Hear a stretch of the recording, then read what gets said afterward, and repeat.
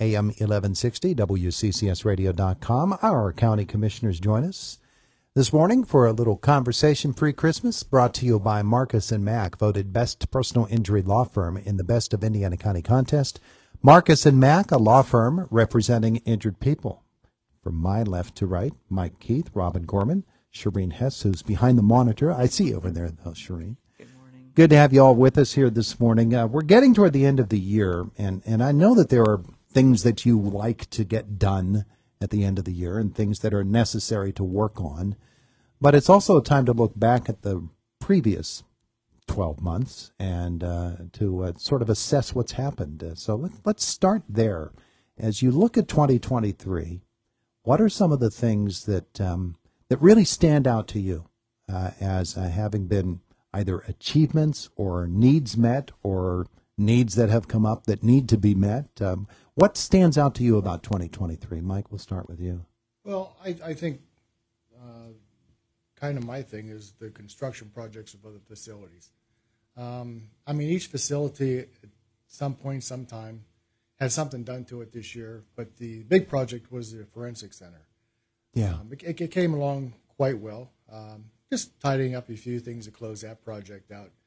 But, you know, like I said, going back in November of 2020 of how that 20-minute conversation turned into what it turned into today, and not only provided a savings, it provides a cost revenue, and then also there's an education piece with that coming from West Virginia University, and it's exciting to see, you know, not being next to it and having it day in day out operations, but now actually seeing what it's doing since November 1st. It's quite exciting. Yeah, it's a quiet project, sure, but I think it really is deserving of much more recognition. Got to get Jerry over here and talk to that about that a little bit more. Good. Robin, you pointed at Shireen They for have that. the microphone, so I'll go last. Oh, okay. Shireen?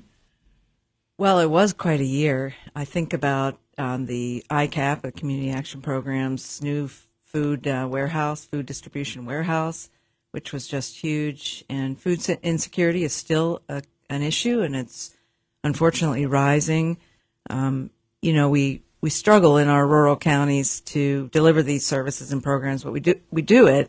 Counties always get it done. I'm just amazed at all the partners that contribute, and whenever there's a crisis, people step up and they deliver for our folks in need. So that was one very an amazing project that the county invested in because we know people need help. And that's what the county does. We're there for people in their time of need. Mm-hmm. And I think that I always go back to our agricultural community and our conservation district and is working hard. They've got, one of 8 counties to get extra funding for dirt and gravel road projects this year. They're putting up a greenhouse at the facility to help with that. Goes hand in hand with food insecurity to try to help people get those resources that they need, how to grow their own food, how to prepare food, those kinds of things. So I just think of all the, new businesses in town and around the county. There are things happening, and towns are starting to talk about all the federal funding that's available to help community revitalization. Our Southwest Pennsylvania Commission has just talked about some money for rail trail projects. So there are so many things happening. It's almost hard to capture it all. Yeah. Robin, go ahead. Well, that's why I let you two go first, because it's an overwhelming question, and there among all the hardships. And I'm glad Shireen mentioned the ICAP food warehouse. And I can remember that day when we were there for the ribbon cutting, most of us were saying, we wish we didn't have to have this, right? Mm-hmm, sure. And you want to continue to see those numbers go down, not increase. And so through all the hardships, there's a lot of hard work really happening and going on always behind the scenes. So I'm going to go to my go-to, which is workforce, and continuing to help our businesses in particular not only recover out of COVID, because they still really are trying to acclimate to a new normal, so to speak. And what does that become with different flexibility of schedules, different types of worker needs, and to retain folks. So that is a big one. And with that, in the behavioral health side, of course, mental health, the behavioral health, all of those issues in our communities everywhere. is near and dear to my heart. And we did get a little bit of a boost in the community-based funding in this budget go around. We got a lot in the school side of mental health, but with our hospital building its new facility, it's going to be a major change agent for our community and our region. And, with the good things that are happening at IUP with the School of Osteopathic Medicine and on the build to, we need those things in our society and public health anyway in a rural community. But the fact that we can seize on that and grow our economy and our workforce at the same time is amazing. It's interesting. All of you have mentioned new services or facilities that, I don't know that other counties are doing what Indiana County is doing right now. And they're addressing specific needs and needs that are identified. And I'm sure that all of you have the mindset that says, okay, what do you need to the general public? And when people get back to you with what it is that are their needs, you do your best to respond to them and to address whatever those needs might be. And the county can only do so much, but you're doing what you can. And those are some really good initiatives that you're talking about. So, Todd, I'll end my comments in this regard. And you bring up something. So yesterday, I had the opportunity to have a conversation with one of the doctors, and he's from Massachusetts, that presented at the second summit of the School of Osteopathic Medicine and Rural Health about a month ago.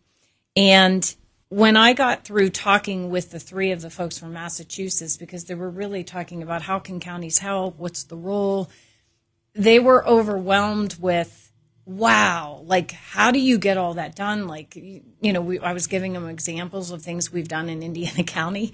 And my go-to, and we all talk about it, we talk about it differently, but it is a community that has learned how to get things accomplished in big ways because of how we all work together. Mm-hmm. We might not always agree. We might have different directions or paths to get to the end goal, but we all know what our end goal is. And it takes, your federal partners, your state partners, all the way down to your municipal partners and others to say, we're all in this together, and to get that big thing accomplished, we're all in, and we know our part in it. And so that's what I told him across 67 counties in this state. I like to hold that up high as Indiana. It does make us different. Yeah. Shireen, you mentioned about the gravel roads and the dirt roads, and it's, we might think of those as little things, or others might think of those as little things, but as someone who I always say, you've got to go on a dirt road to get to my dirt road, those little things really turn into big things for those communities and for the people living there. When you consider that agriculture is such an important element of our economic, our local economies here, yes, dirt roads are so important to those people doing that work. So, it's part of growth. It's part of making sure that people can get to where they need to go. It's a very important part. And, I say we're one of 8, so I am really proud of our conservation district. But I travel the state all the time. I'm part of the County Commissioners Association, and I see a lot of good county work going on. County government is really where the rubber meets the road, as they say. Mm-hmm. Human services, public safety, and we can talk about, I'm sure the commissioners can talk about the 911 fee that was just instituted, that we all worked so hard across the state and still need to do more work on that. So public safety and making sure our courts are well resourced, and running elections. Next year is going to be a big election, so we're constantly preparing, constantly in motion. So I am proud of what we do. We can always do everything. We always are looking for improvements and how to, build excellence into anything that we do. We always invite the public to share their ideas and their concerns, and they're also what's good, what's working. Yeah. Tell us what's working. I know solar is going to be big again in 2024. Yeah, for sure. Mike Keith? Yeah, you mentioned, again, reflect back in the past 12 monts.